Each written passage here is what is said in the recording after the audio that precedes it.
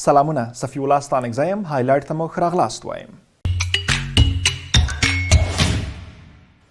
افغان کډوال ادعا کوي چې له پاکستانه د وتلو پر مهال د کور د وسایلو او بار اجازه نه ورکول کیږي.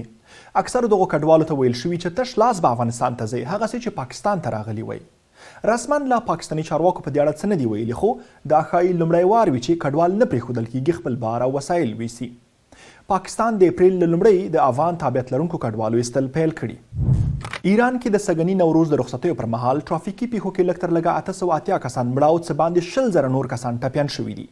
د ایران د لویو لارو د پولیسو چارواکو د یکشنبې په ورځ ویلي چې د نوروز د 20 ورځو د رخصتیو پر مهال لږ تر لږه 1 میلیون ټرافیکي پیښې شوي. د نوروز پر مهال د ایران په لویو لارو د موټرو تګ راتګ څو برابره کیږي چې ورسره د ټرافیکي پیښو او مرګ ژوبلو شمیر هم د پام وړ لوړ ځي. په افغانستان کې هم د اختر په 4 ورځو کې لږ تر لږه 10 کسان په ټرافیکي پیښو کې مړه او څه باندې 1.5 نور ټپیان شوي دي. یو بريټانوۍ جوړه چې د طالبانو لخوا 9 اونۍ بندي ده، د طالبانو زندان دوزخ ته ورته بولي. 9 کلن نولس او میرمن یې باربي د څرخي پله له زندانه بريټانوي رسنیو سره خبرې کړي. هغه ویلي طالبانو دوی له خطرناکو مجرمینو سره په یو کوټه کې اچولي او یوازې یو وخت ډوډۍ ورکوي. د پیټر زوی له ډانالډ ټرمپ غوښتي چې د پلار او مور په خوشي کولو کې ورسره مرسته وکړي.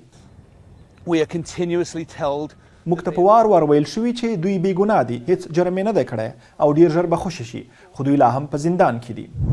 او د افغانستان د 19 کلونو څخه کم عمره ملي لوبغاړو په دویمه یو ورځنۍ لوبه کې نیپال ته ماته ورکړه. دا لوبه د نیپال په کوربتوب په ملپاني سټیډیوم کې وشوه. افغان ټیم که څه هم د 109 منډو کم هدف ټاکلی و، خو وتوانید سیال ټیم د یوې منډې په توپیر مات کړي. اولنۍ لوبه کې هم 13 پنجشنبه افغان لوبډلې 300 منډې کړې وې او د نیپال ټول لوبغاړي په 100 منډو آوټ کړل.